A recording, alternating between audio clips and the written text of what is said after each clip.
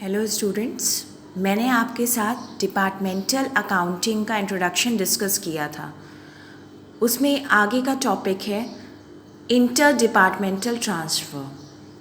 हम लोगों ने एज्यूम किया था कि हमारे ऑर्गेनाइजेशन में दो तीन डिपार्टमेंट हैं, उनमें हमें एक्सपेंसेस डिस्ट्रीब्यूट करने हैं।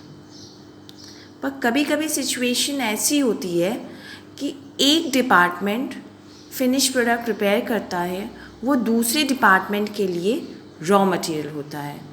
In that case situation arises of inter departmental transfer.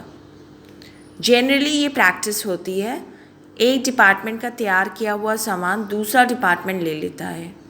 तो जो डिपार्टमेंट सामान रेडी कर रहा है उसके लिए वो सेल्स हो जाती है, और जो डिपार्टमेंट रिसीव कर रहा है आइटम को उसके लिए परचेज हो जाती है। इंटर डिपार्टमेंटल ट्रांसफ़र दो तरीके से हो सकता है। कभी कभी inter departmental transfer cost per होता है, कभी कभी inter departmental transfer cost plus profit पर होता है।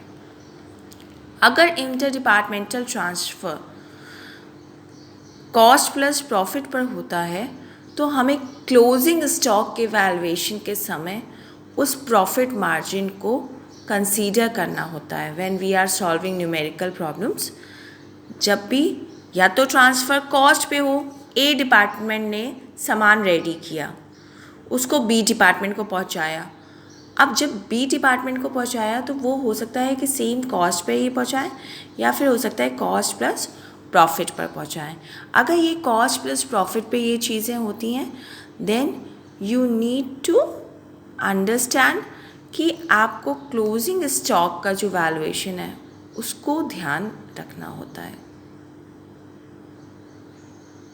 बेसिक थीम यही होती है, एक डिपार्टमेंट ने सप्लाई किया, जिसने सप्लाई किया उसके लिए वो सेल्स हो जाती है, जिसने रिसीव किया उसके लिए ये परचेज हो जाती है।